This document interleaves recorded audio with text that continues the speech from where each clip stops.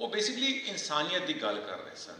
वो गल दूजी है कि मैं भी अज एक सिख मजहब के अंदर हाँ, तुम कहोगे कि भाई अज के जमाने अगर बाबा नानक कहते तो वो शायद ये भी जोड़ देंगे, ना कोई हिंदू ना कोई सिख ना कोई मुसलमान।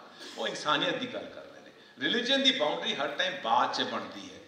जो लीडर्स आते हैं, जो स्पिरिचुअल लीडर्स आते हैं, वो एक विजन लैके आते हैं, बाकी एक कल्चरल एक सोशल एस्पेक्ट होता है, फिर एक बाउंड्री रिलीजन की बननी शुरू होती है। तो शुरू करने तो पहले बाबा नानक ने डेडिकेशन देने वास्ते जो उन्होंने एकता का वहदत का मैसेज सीगा, वननेस का मैसेज सीगा, मैं सलीमा नूं रिक्वेस्ट करांगा कि वो पहला कलाम जो उन्होंने लिखा सीगा, जो ग्रंथ साहिब में लिखा होंदा है, वो सानू उहदे नाल गायकी नाल सुनान ते फिर असीं अगे चलते हैं।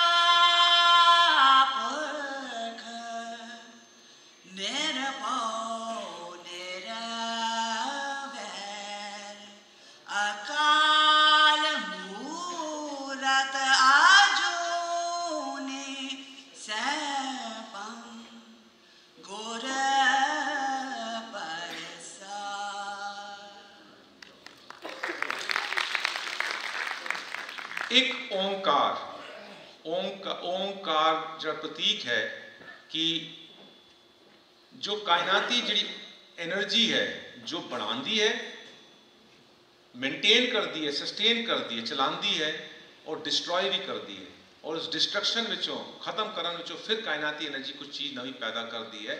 उसके अगे उन्होंने एक हिंसा, नानक साहब ने एक हिंसा लगा दिया, उन्होंने ओम के अगे कार लगाया, वो सारी एनर्जी सब कुछ कार चला रही है, उसके अगे एक हिंसा एक लगा देता।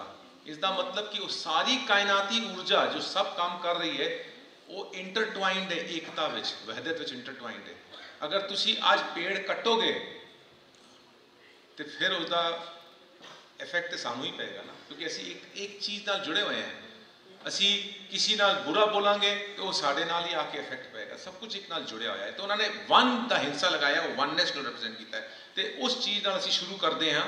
Guru Nanak documentary series 5 ज़बानां available है, इंग्लिश, पंजाबी गुरमुखी लिपि नाल, पंजाबी शाहमुखी लिपि नाल, और हिंदी और उर्दू के अंदर।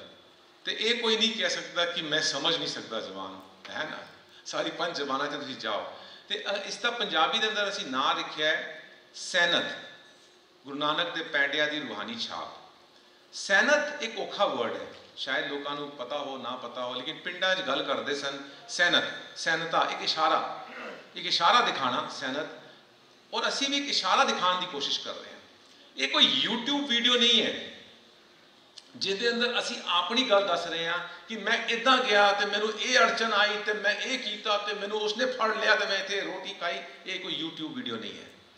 असी दसन वाले इस तो एक परे विच खड़े हैं, तुहानू नाल लैके चलांगे, लेकिन इसी गुरु नानक साहब का पूरा सफ़र रिक्रिएट कर रहे हैं। और रिक्रिएशन के अंदर बेशक आज गुरु नानक साहब ने चलना नहीं बंद किया, क्योंकि जो मनन वाले हैं उन्होंने चला रहे हैं आज, क्योंकि जिथे जिथे मनन वाले जा रहे हैं वो गुरु नानक साहब को उत्थे पहुँचा रहे हैं।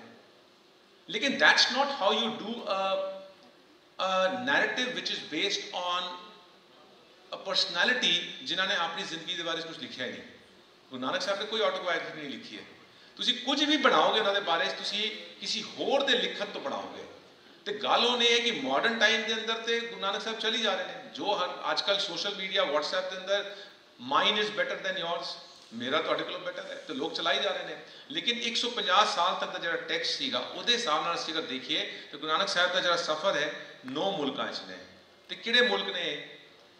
पाकिस्तान जिथे वो पैदा हुए सन तो जिथे उन्होंने अपना बॉडी फॉर्म छड्डिया, इंडिया, बांग्लादेश, श्रीलंका, चाइना के अंदर तिब्बत, कैलाश मानसरोवर का इलाका, इस्लामिक वर्ल्ड के अंदर ईरान, इराक, सऊदी अरेबिया और अफगानिस्तान। 9 मुल्कों का दायरा है। तो इसनों मुकम्मल असी रीट्रेस किया है। बेशक असी आज के जमाने उस तरह चल के नहीं रीट्रेस कर सकते हैं, बिकॉज जियोपॉलिटिकल सिचुएशन मैनू पाकिस्तान के अंदर 6 बारी आन ही नहीं देगी अज तक कैमरे लैके ना। तुसी एक बारी आए, तुसी सारा कुछ करके चले गए। प्रेजेंटेशन सीक्वेंशली हैगी, ਤੇ ਦੂਜੀ ਗੱਲ ਇਸ ਦੇ ਅੰਦਰ ਜਿਹੜਾ ਹੈ, ਜਿਹੜਾ ਸੈਨਤ ਹੈ, ਜਿਹੜਾ ਇਸ਼ਾਰਾ ਹੈ, ਉਹ ਕਿਸ ਵੱਲ ਹੈ। ਤੇ ਮੈਂ ਸਲੀਮਾ ਨੂੰ ਰਿਕੁਐਸਟ ਕਰਾਂਗਾ ਕਿ ਗੁਰੂ ਨਾਨਕ ਸਾਹਿਬ ਦੇ ਉਹ ਫਲਸਫੇ ਨੂੰ ਸਮਝਣ ਵਾਸਤੇ ਜਿਹੜਾ ਇੱਕ ਸ਼ਬਦ ਅਸੀਂ ਇਸ ਦੇ ਅੰਦਰ ਐਪੀਸੋਡ 23 ਨੂੰ ਖੋਲਦੇ ਹੋਏ ਗਵਾਇਆ ਹੈ, ਕਿਉਂਕਿ ਅਕਸਰ ਅਸੀਂ ਅੱਜ ਕੱਲ੍ਹ ਗੁਰੂ ਨਾਨਕ ਸਾਹਿਬ ਨੂੰ, ਮੇਰੀ ਕਮਿਊਨਿਟੀ ਵੀ ਸ਼ਾਇਦ ਸਮਝ ਨਹੀਂ ਪਾ ਰਹੀ ਔਰ ਬਾਕੀ ਵੀ ਸ਼ਾਇਦ ਨਹੀਂ ਸਮਝ ਸਕਦੇ, ਕਿ ਗੱਲ ਇਹ ਆਂਦੀ ਕਿ ਗੁਰੂ ਨਾਨਕ ਤੇ ਬੋਲ ਰਹੇ ਸੀ, ਗੁਰੂ ਕਹਿ ਰਹੇ ਹਨ, ਬਟ ਗੁਰੂ ਨਾਨਕ ਦਾ ਗੁਰੂ ਕੌਣ ਸੀਗਾ? ਗੁਰੂ ਨਾਨਕ ਦਾ ਗੁਰੂ ਕੌਣ ਸੀਗਾ? ਤੇ ਇਹ ਕਿਸੇ ਹੋਰ ਕੋਲੋਂ ਅਸੀਂ ਕਿਉਂ ਪੁੱਛੀਏ? ਗੁਰੂ ਨਾਨਕ ਜਵਾਬ ਆਪਣੇ ਆਪ ਜਵਾਬ ਦਿੰਦੇ ਨੇ। ਤੇ ਸਲੀਮਾ ਨੂੰ ਮੈਂ ਰਿਕੁਐਸਟ ਕਰਾਂਗਾ ਕਿ ਮੈਂ ਗਾ ਕੇ ਸੁਣਾਵੇ, ਤੇ ਫਿਰ ਉਸ ਤੋਂ ਬਾਅਦ ਅਸੀਂ ਅੱਗੇ ਚੱਲਦੇ ਹਾਂ ਕਿਉਂ ਅਸੀਂ ਇਹਦਾ ਨਾਮ ਸੈਨਤ ਰੱਖਿਆ, ਸੈਨਤ ਇਸ਼ਾਰਾ। ਤੇਰਾ ਕਵਨ ਗੁਰੂ ਜਿਸਕਾ ਤੂ ਚੇਲਾ।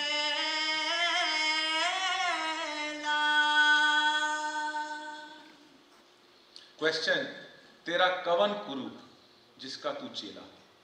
जोगी अफगानिस्तान, पाकिस्तान, इंडिया, नेपाल और तिब्बत के इलाके तक 10वीं सदी तो लैके गुरु नानक साहब के 1 सेंचुरी बाद तक जोग मत का बड़ा फैलाव सीगा इत्थे। थोड़े पाकिस्तान के अंदर टिल्ला जोगियां के बारे तुसीं सुनिया ही है। रांझा की है, कन्ना मुंदरी पा के जोगी बन जाता है ना। जोग मत का बड़ा फैलाव सीगा ते उस ट्रेडिशन के नाल नाल एक भक्ति मूवमेंट 13th सेंचुरी के अंदर स्टार्ट होती है। भक्ति और सूफी मूवमेंट वो भी पैरल मूवमेंट स्टार्ट हो रही है। गुरु नानक साहब का जिन्ना कलाम है गा के लिखा गया है, तो भक्ति सूफी मूवमेंट के अंदर आ रहा है। वर्ड की बहुत इंपॉर्टेंस है, शब्द की बहुत इंपॉर्टेंस है। तो गल ये है कि जोगी जिन्होंने मिलते हैं, एक बड़ा बड़ा गुरु नानक साहब इस इलाके चले ने, जोगियां नाल बहुत मिले ने, नाथ जोगियां नाल। ते गल एक जगह नाथ जोगी पूछते हैं, तेरा कवन गुरु, तेरा कौन गुरु है भाई दस, जिसका तू चेला।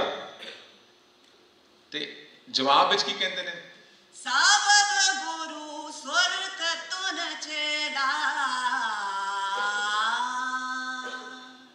सबद गुरु सुरत तुन चेला। सुरत की है कॉन्शियसनेस, कॉन्शियसनेस की तुन जिहड़ी होवे, रिफ्लैक्शन की तुन होवे, वो चेला है। मेरी कॉन्शियसनेस, मैं ये थोड़ी ना है, मैं तो इसके पीछे हाँ। That me is the consciousness, जो मेरी कॉन्शियस जो कभी नहीं हिलती, वो ऑब्जर्व कर रही है। मेरी कॉन्शियसनेस जिहड़ी है, जो इसमें तुसी आत्मा कह लो, कुछ भी कह लो, जो इंग्लिश में कॉन्शियसनेस कहांगे, जो अनचेंजिंग, वो मेरा जड़ा है सबद गुरु सुरत तुन चेला। और जो सुरत जी कॉन्शियसनेस रिफ्लैक्ट कर रही है, वो चेला है, वो समझने की कोशिश कर रही है। वो किस चीज़ नाल समझेगी? शब्द देना, शब्द जड़ा सुनाई दे रहा है, कलाम, उसके थ्रू रिफ्लैक्शन करके सुन रही है। तो गल बस इत्थे है। हुण कोई गुरु, गल इस इतनी इंपॉर्टेंस है, द पावर ऑफ यू, जो आज तुसी कॉर्पोरेट जगह से सिखाते हो, the potential in you, the power of you is right inside you, the guru is right inside you. The question is, will you take the reflection from the wisdom, the right wisdom? Right wisdom, वो कहते हैं एक साढ़े अंदर term होता है गुरमुख ते मनमुख। मनमुख है जिहड़ा मुख जिहड़ा है ना, ये फिजिकल मुख नहीं, जिहड़ी बिरती जिहड़ी है मन दे चालां वल फिरदी है। ते दूजा गुरमुख, गुरु दे वल चलदी। गुरु कौन है? गुरु नानक दा गुरु ते अपना कॉन्शियसनेस है, अंदर ही तुहाडी चेतना तुहानूं दसदी है जदों तुसीं कुछ ठीक कर रहे हो या गलत कर रहे हो। तो किसी को पूछने की लोड़ नहीं है, थोड़ा जमीन आप दसेगा ये ठीक है कि नहीं है। तो सैल्फ रिफ्लैक्शन कहते हैं वो हैगा। सो गल ये है कि इसका नाम असीं सैनत इस करके रखा कि इस पूरी सीरीज़ के अंदर 260 शब्दों के जरिए असी गुरु नानक साहब का वो सफ़र रीट्रेस करके वो डायलॉग्स के थ्रू असी गुरु नानक साहब के फलसफे को समझने की कोशिश कर रहे हैं, जो एकता का फलसफा है। और इस जर्नी के अंदर फिर असी उन्होंने भक्ति ते सूफी मूवमेंट के सेंट्स को भी लैके आए, जिन्हों के बाबा नानक ते 2 बारी गए सन बाबा फरीद दी जगह पाक पटन ते। अक्सर लोगों को नहीं पता है, लेकिन मैं इसको स्टडी किया, मैं कबीर जी ने स्टडी किया ते बाबा फरीद ने स्टडी किया। तो मैंने एक चीज़ दिखाई देती है, कबीर जी ने कोई पंथ नहीं चलाया, अगे किसी को अपना बेटन नहीं दिता। तो जो भी उन्होंने कलाम लिखे गए, वो बंगाल चले जाओ तो वो बदल जाते हैं, सिंध में आ जाओ बदल जाते हैं, राइट, महाराष्ट्र चले जाओ बदल जाते हैं। ਉਹ ਰਹਿਣ ਵਾਲੇ ਸਨ ਗੰਗਾ ਬੈਲਟ ਦੇ।